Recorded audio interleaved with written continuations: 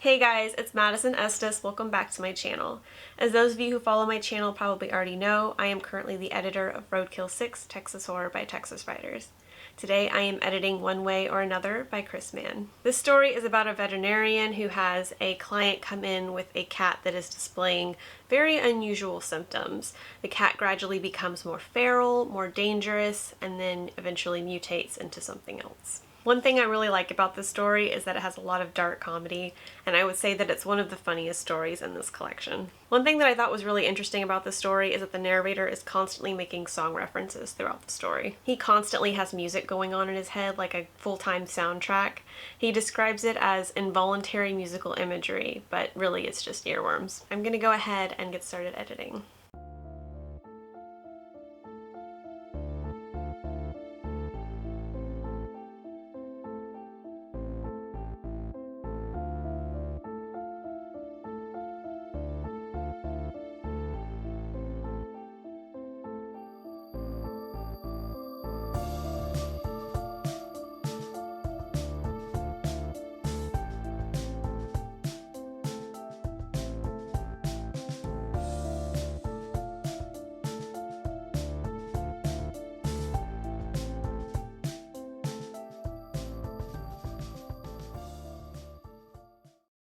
I just finished editing One Way or Another. Most of what I did was putting song titles in quotation marks and doing proofreading and line edits. There was one part I had to change because it had the actual lyrics to Edward Meeker's song Centerfield. We don't have permission to use those lyrics and they're not in the public domain, so I had to cut that part. If you get caught using song lyrics that you don't have permission to use, your book can get pulled and banned from Amazon, and I don't want that to happen, so it's just better to cut the lyrics. But I didn't want to just cut those lyrics and not replace it with something, so I did a little bit of research and I found out that Take Me Out to the Ball Game is in the public domain, so I replaced the lyrics for Centerfield with those lyrics, and it actually works out really well. There's a part of the song that goes, "For it's 1, 2, 3 strikes, you're out at the old ball game." And then there's a scene in the story where the character is beating something with a baseball bat, so the lyrics just go perfectly with the scene. This actually happened to me once before with a story I wrote called House of Mirrors that's published in Transcendent by Transmundane Press. I had submitted this story and it had the lyrics to I'm a Little Teapot in it, which is not in the public domain. I mistakenly thought it was. So I had to contact the publisher and apologize, and then, I ended up replacing those lyrics with the lyrics to Hush Little Baby. I had to tweak the lyrics a little bit to make them fit the story, but it ended up being even creepier than the original lyrics. So it ended up being a really good change. And I feel like the situation's really similar. Sometimes you just have to improvise, and sometimes when you're doing that, you end up with a solution that's, even better than the original. So I think that's all the editing that I'm going to do for today. Aside from that one part, most of this was just line edits and proofreading. So I just finished editing Harvestman by Jonathan Lewis Duckworth. This is another story that was mostly just proofreading and line edits, so I'm probably not going to actually include footage of me editing it because it would be really boring. It'll just be me staring at a screen. Harvestman is a very creepy, uneasy story.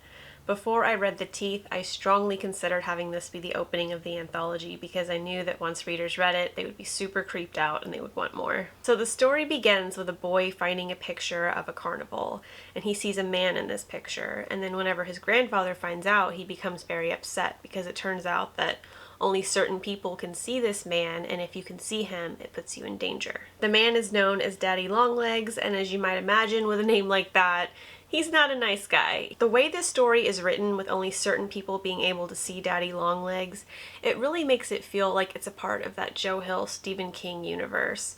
Kind of like in Nosferatu, whenever they talk about how creatives can form inscapes, it really feels like Daddy Longlegs is a dark creative and that the carnival is his inscape that he created.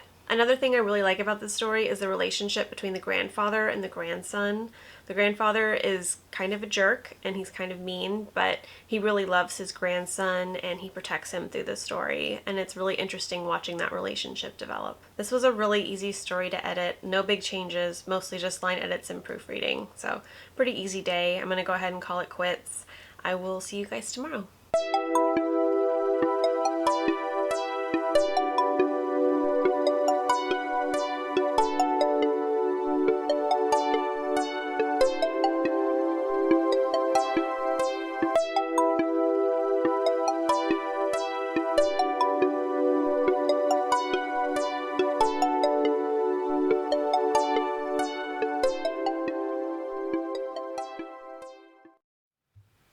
I just finished editing Doll 538 by Sunny Zay. This story was the last story in the anthology that I accepted. For those of you that saw my selecting stories for Roadkill 6 video, I really stressed about getting the story into the anthology. As I said in that video, it had come down to this doll story and another story, and the only reason I was hesitating on the doll story was because the first 2,000 words felt like it belonged to a different story. I ended up asking this author to cut those 2,000 words, and he was totally fine with it, and we both agreed that was what was best for the story. So this story underwent a major revision, but the revisions that I did today were very minor. Most of it was line edits, and then I added one line in there about how the doll had traveled from Houston to El Paso to all these different places, just because there wasn't a whole lot of Texas references in the story, and like the references that did exist happened to be in the 2,000 words that we cut. This story is about a doll who protects the little girls that she ends up belonging to an excessive extent. One might even say she's like the Joe Goldberg of dolls. She will do anything to protect the little girl that she belongs to.